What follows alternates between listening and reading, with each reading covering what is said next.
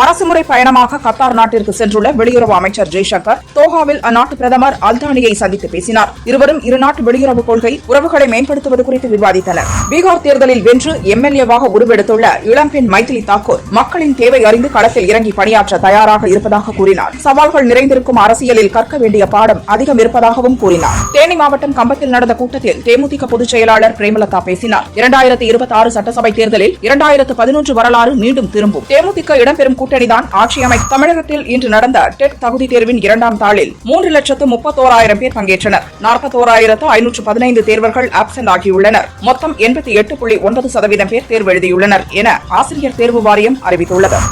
புலி வருது என்பதைப் போல ஒவ்வொரு முறையும் தமிழகத்துக்கு தங்கள் முதலீடு வருகிறது என திமுக அரசு சொல்வதும் பின்னர் அந்த முதலீடுகள் அண்டை மாநிலத்துக்கு செல்வதும் தொடர்கதையாகி வருகிறது என தென்கொரிய நிறுவன முதலீடு ஆந்திராவுக்கு மடைமாறிய விவகாரம் குறித்து நயினார் நாகேந்திரன் கிண்டல் செய்துள்ளார்.